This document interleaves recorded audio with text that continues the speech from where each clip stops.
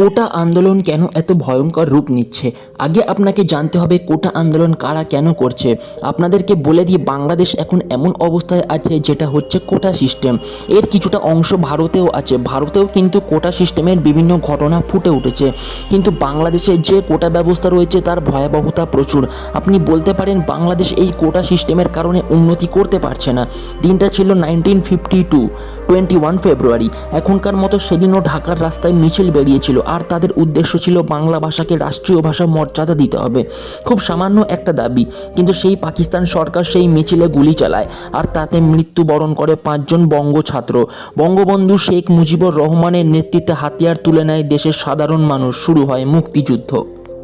1971 সালে জন্ম নেয় স্বাধীন বাংলাদেশ। এই সময় মুজিবুর রহমান সরকারি চাকরির ক্ষেত্রে 30% কোটা চালু করেন, যা সেই সময় খুব ভালো পদক্ষেপ ছিল।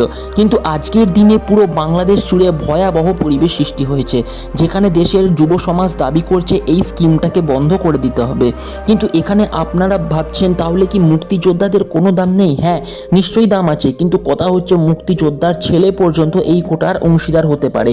কিন্তু বর্তমানে আপনি দেখবেন মুক্তিযোদ্ধার নাতিপুতিরাও সরকারি চাকরি করছে ওই কোটায়। আর তারপর তো নারী কোটা 10%, হ্যান্ডিক্যাপ কোটা 1%, নিচু জাতি কোটা 15%। মানে আপনি ধরে নিতে পারেন 60 থেকে 65% ভ্যাকেন্সি কিন্তু কোটাতেই চলে যাচ্ছে। তাই ছাত্ররা এই আন্দোলনে নামেন। এই আন্দোলন কি বন্ধ করা সম্ভব নয়? বন্ধ করা সম্ভব, কিন্তু এর জন্য কোটা সিস্টেমে কিছু কারেকশন করতে হবে, আর কোটার সিট সংখ্যা কিছুটা কমাতে হবে। কারণ প্রত্যেক ভ্যাকেন্সিতে 300টা সিট, কোটাতে 60টা সিট মহিলা, 150টা সিট নিচু জাতিরা নিয়ে নিচ্ছে।